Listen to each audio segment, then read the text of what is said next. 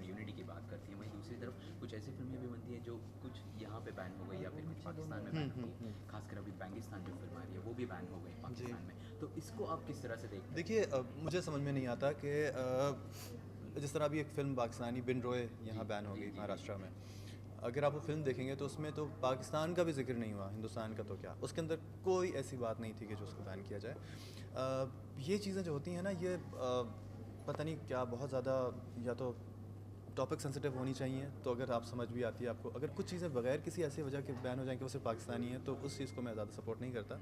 मैं सिर्फ उन चीज़ों को बैन करवाना चाहूँगा, अब पर्सनली मेरा दिल चाहेगा कि वो बैन हो जाएँ, जिसके अंदर कोई नफ़रत की बात हो, कोई नेगेटिव बात हो। हम जैसे हसास जो लोग हैं, जो सेंसिटिव लोग हैं पाकिस्तान इंडिया के, हम लोगों को बड़े आराम से कोई बाहर से आके हमारे दिल में कोई ऐसी बात डाल सकता है जिससे हम भड़क जाएं। क्रिकेट मैच देख लें तो आप उसमें हम इतनी वो हो जाता है। क्रिकेट तो खैर एक और ही कहानी है, लेकिन नफ़रत की बात जब भी करेंगे तो लोग भड़क जाएंगे।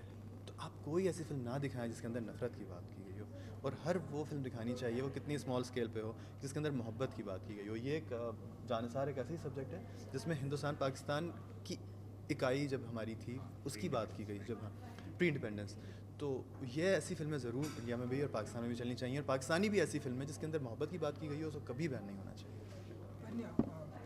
उमराव जान से याद है कि हमने सुना है कि सेम लोकेशन सेम शिट जी। पे वो उमराव जान का जो गाना शूट हुआ था वहाँ पर आपने जी। वो कैसा रहा एक्सपीरियंस? और हमने सुना डायरेक्टर जी से बात करने का विदाउट एनी टेक में आपने वो पूरा वन किया। टेक में पूरा गाना किया है। उन्होंने ऐसा कहना है कि वो सिर्फ और सिर्फ आप कर सकते हैं, तो आप बताइए जरा कि ही इज़ वेरी काइंड कि वो ऐसा कहते हैं, लेकिन इतनी अच्छी फीलिंग थी कि उसी जगह पे उमराव जान हमारे पैदा होने से पहले बनी थी, लेकिन हमने 20-30 बार देखी है।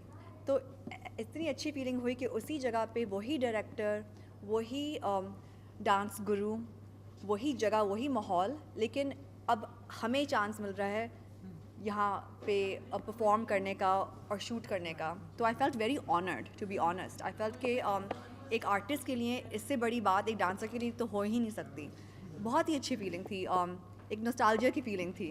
और आई थिंक ये जो गाना हुआ है, जो एक टेक में हुआ है, क्योंकि हमने उसको ब्रेक नहीं किया और एक ही टेक में किया, वो इतना इट्स सो फ्लूइड, इतना खूबसूरत, इतना सॉफ्ट निकला है, क्योंकि उसमें कोई ब्रेक नहीं था।